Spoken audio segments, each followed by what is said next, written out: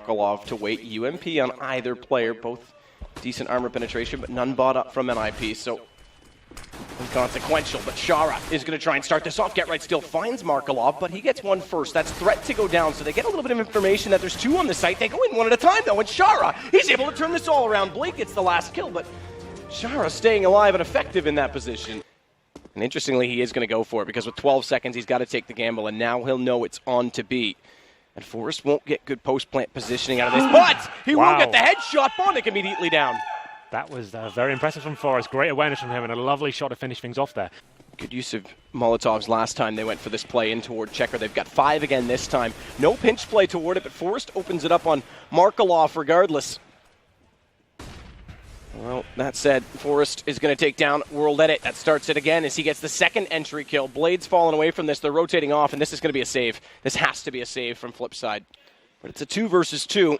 Kit's been picked up by Freiburg, crucially, but they've got to try and get back in this site and make it effective. Freiburg's going to distract, hold it out, and try and get Forrest in a better position, but it doesn't matter with Freiburg hitting those shots. That's sick from Freiburg. What a crisp way to finish the round. 2 headshots with USP. Forrest had already done his work. He'd already found 2 kills. So Freiburg stepping up there, and it's a big round for NIP. Extremely weak on this. Threat's got the position. He's going to get dinked up, though, as he goes for the peek toward upper. That brings GeT_RiGhT back over to join in, and the nade will close out the 2 said players. That's one way to get things done, as GeT_RiGhT looks for his 4th in the round. P90 just mowing them down at this point. Yep. It is still going to be Blade that goes down, and Freiburg overcommits on the wide peak. Threats come back around. He's managed at least one. Can he deny the bomb plant? That would be more impressive, and he does. And he's going to close it as well as Markelov immediately falls at quad.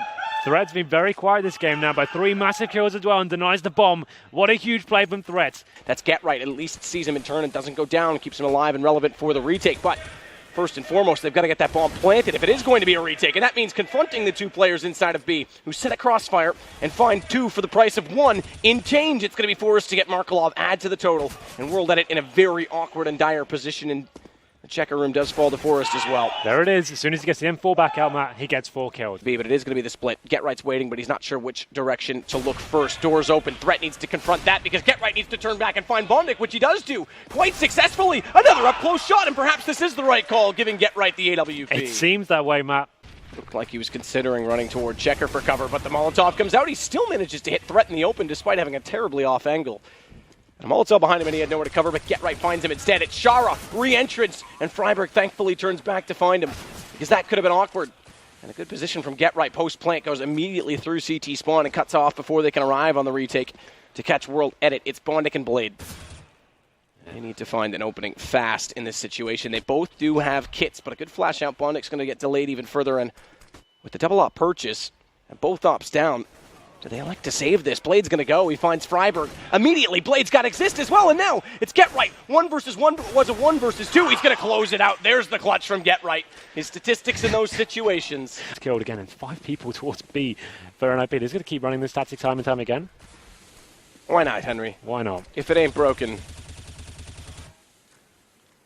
The problem is when you have no one on the other side of the map, you are fully committed. You don't know what aggression's coming from the CT, so they pretty much have to go for this now. And the perfect scenario would be that Bondic pushes into A and realizes that they get the early rotation, but now they'll see this. Markelov lines up at least 1. It's 2 in the favor, make it now 3 in the favor, 4 in the favor as Shara mows them down of Flipside. I was about to say at least they got 1 on entry, but it all falls apart. Wow. And perhaps you're right. If it ain't broken, well, it is. It just got absolutely torn apart by Shara.